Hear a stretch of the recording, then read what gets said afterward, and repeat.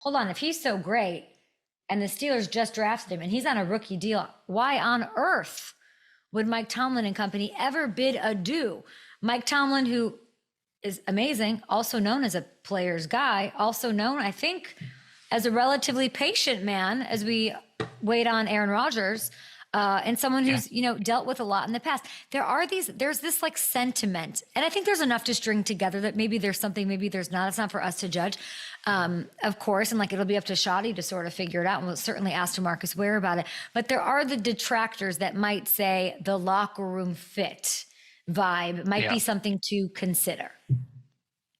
Yeah, and he's, we saw a lot of examples on the field where he was getting into the extracurriculars last year and mixing it up with opponents and things like that.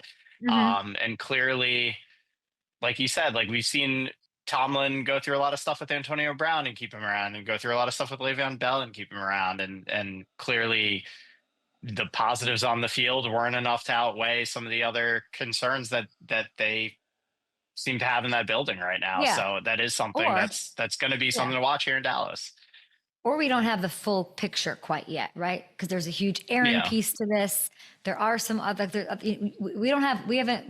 might just be part of the story as chips begin to fall. I'm curious if Joe Ortiz of the Chargers, the GM, the maestro there, was interested in him. I mean, he drafted receivers, probably not, but I'm so curious to see about that. And then maybe he's just a young receiver. Maybe he's just a young superstar, and maybe the Cowboys, and maybe he just really wanted the ball and wasn't getting it. And you know where he might get the ball? Down in Dallas, where CD got a bajillion, literally 75,000 targets a game is what he saw.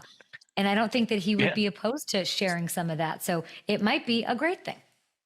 Yeah. And again, you look at, he's 24 years old, and sometimes a fresh start, change of scenery can be a great thing for a young player that's got, that's dealt with some stuff like this, and, a chance to just get a fresh start somewhere could be a really good thing for him.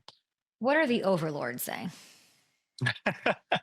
Well, the overlords, the lines have moved here in the NFC East odds. The Cowboys were plus 650 earlier this morning to win the NFC East. That's gone all the way up to plus 500. So that's a pretty significant move there.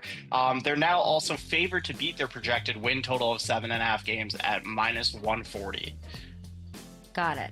And now okay, so guys, get over there. Minus 140, interesting. Go over to FanDuel Sportsbook, and that always sort of, it's nice context to what we're talking about here. The Steelers side of things, that it's like Mason Rudolph.